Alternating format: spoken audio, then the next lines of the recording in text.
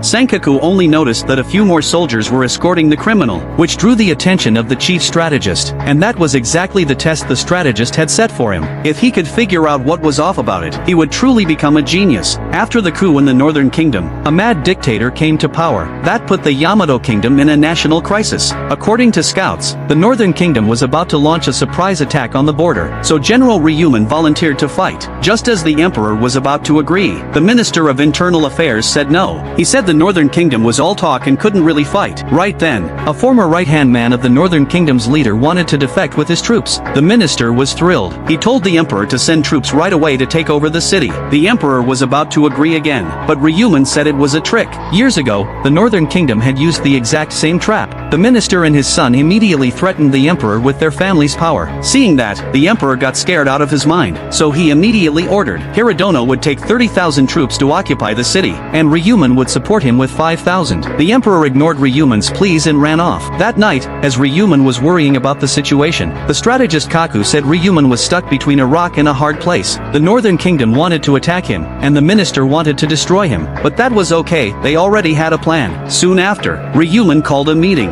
Kaku determined that once they pushed deep into the Northern Kingdom, they would lose the upper hand. So if the enemy's defection was fake, they could wipe out the entire Yamato army in one go. And if the minister's son died, Ryuman's head would roll too. Ryuman told Sankaku and Azoma to stay behind at the border. Then a staff officer spoke up. He said the real danger was coming from their own side. He suggested they stop dying for the emperor, and just defect to the Northern Kingdom instead. If peace was the goal, they'd be better off in the north. The strategist just laughed. He couldn't believe how stupid that staff officer was. He pointed out that the Northern Kingdom's kindness was all an act, and their so-called reforms were really just stirring up the people to send them to their deaths. What the officer called peace was nothing but a selfish desire to avenge his father. If they actually defected to the north, they would all end up in a miserable place. After grilling the officer, the strategist immediately sentenced him to 3 years in exile for inciting mutiny. On the day Ryuman set out for battle, Sankaku noticed something strange. The soldiers escorting the exiled officer numbered 200. The official reason was to stop him from escaping and leaking secrets. Sankaku suspected this was all an act, but it didn't seem logical.